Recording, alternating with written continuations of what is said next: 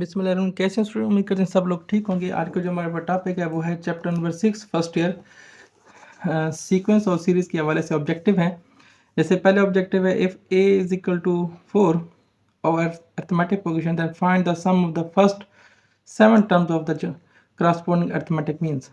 आपने arithmetic means के sum का फार्मूला लगाना है और बताना है कि पहली 4 टर्म्स की सम कितना बनेगा। इसी तरह दूसरे एमसीक्यूज में which terms of the sequence 5 2/7 2 is -19। मतलब अगर ये सीक्वेंस चल रही है तो बताएं -19 कौन से नंबर पे आएगा। अर्थमेटिक मीन का अर्थमेटिक प्रोग्रेशन का फार्मूला लगाना है। इसी तरह 1/4 2/5 1 एंड 6 टर्म इज, ये आपके पास सीक्वेंस दी गई है, आपने बताना इसकी छठी टर्म कौन सी बनेगी, ऑप्शन दिए गए।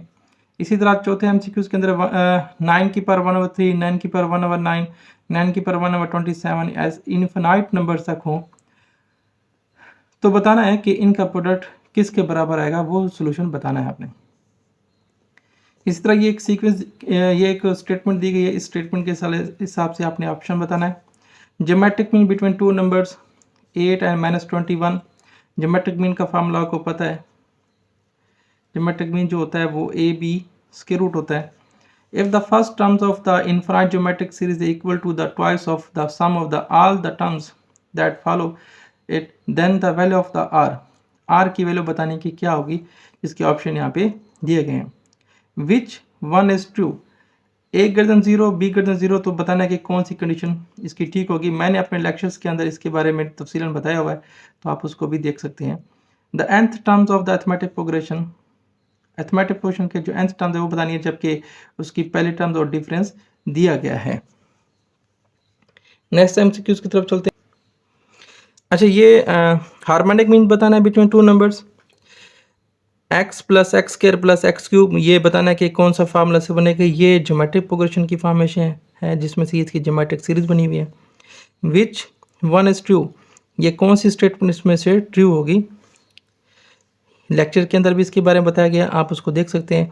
सम ऑफ ज्योमेट्रिक सीरीज अगर लेस देन 1 हो, यानी कि कन्वर्जेंट सीरीज है, तो उसका फार्मूला बताना है। 27 टर्म बतानी है, जबकि सीरीज यहाँ पे दी गई है और सीक्वेंस यहाँ पे दी गई है। ज्योमेट्रिक यहाँ पे हार्मोनिक आपके पास ज्योमेट्रिक जो सीरीज़ है वो दी गई है, आप उसका सम मालूम करना है कि उसके लिए क्या फार्मूला इस्तेमाल होगा।